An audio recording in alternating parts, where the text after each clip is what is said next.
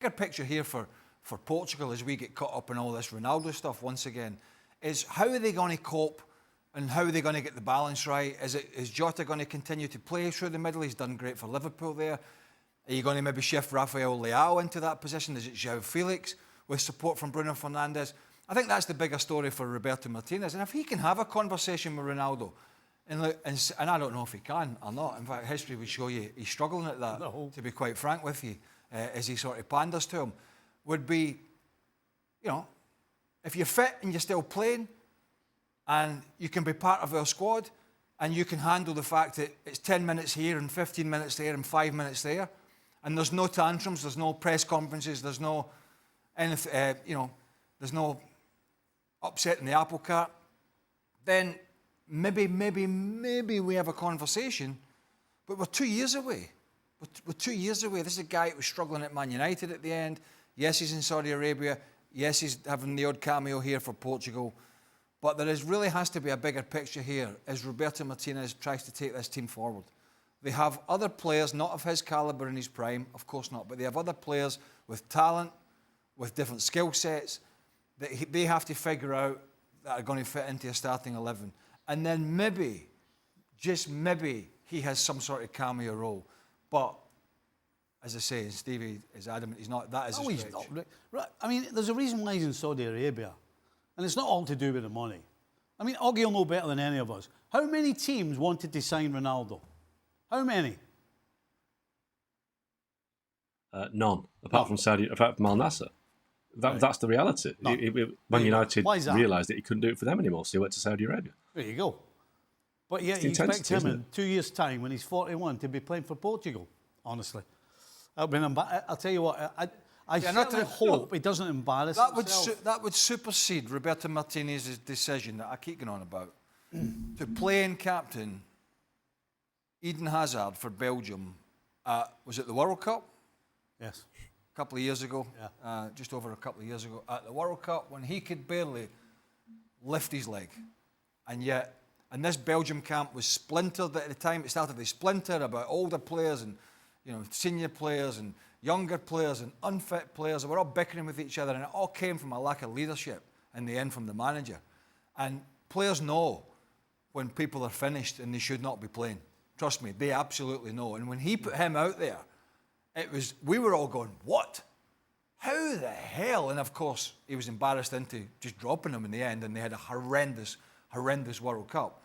He's gone down a similar pathway, very similar pathway, unless he makes some drastic statements on this. Imagine being Jota or any of these other guys who are they're not young kids coming up. They are bona fide top-class players. Eventually, they're going to go, right, hold on a second. We can't keep... Listen, Ronaldo, no question, arguably the best player that's ever come out of Portugal. But eventually, if you're a player, you're going to go, I get that, but this guy can't run. This guy doesn't do anything for us other than stand in the penalty box. What's going on here? Why am I not playing? Why is he not playing? Why is Neto not playing? Why is this guy not playing? We can't keep doing this just because the guy's being a superstar. No doubt, one of the best players that ever kicked a ball. But to the detriment of not just the Portuguese team, but the players as individuals are eventually going to start asking questions and say, come on, really? He's playing and I'm not. Well, going back to Mark's point, Luis, if it were to be as an impact sub in the World Cup and in that role, if he were to accept it, could you see that being a possibility?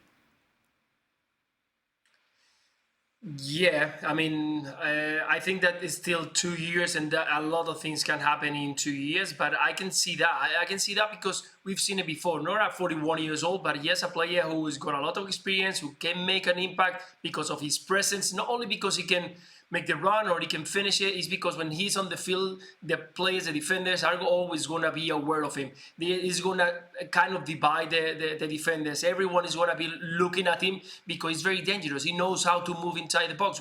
Tonight, we saw it. In just 20 minutes, he created 3 chances. One to the post, the other one shoot far away, another one who arrived in the second post and create another chance. So he's a player who knows how to do this create this kind of situation. When he's inside the box, he's so dangerous. Left foot, right foot, in the air. And that's not going to change because what he changes with the age is the speed, the power. That's what he goes down and down and down slowly.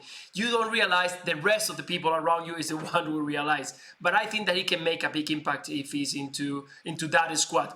Not into the starters, but yes, in the critical moments like playing against a team that is very with a low block, with committing so many players at the back, he can create that impact. And I think that it could be an important player from that. He understands that it's going to be an impact from the bench, not a starting player.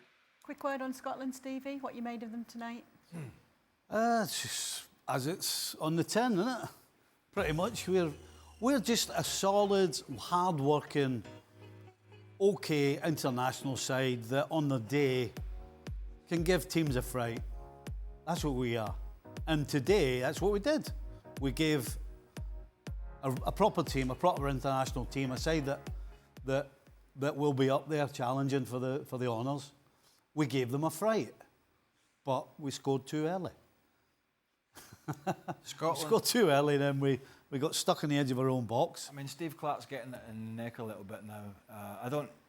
I'm not up to speed with Scottish football these days, so I don't really know if there's any other hidden gems in there that some think he should be picking, so I can't really comment on that.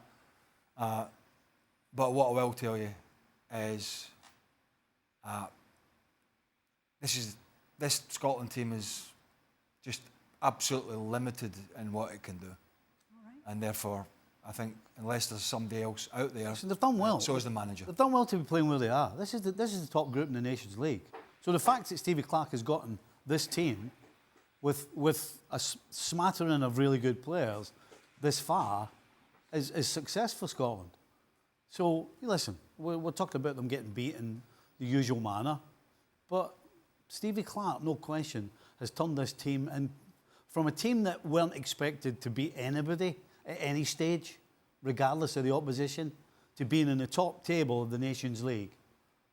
So, listen, it's disappointing when you lose, but you've got to look at the big picture again and see where they are, from where they were when he took over.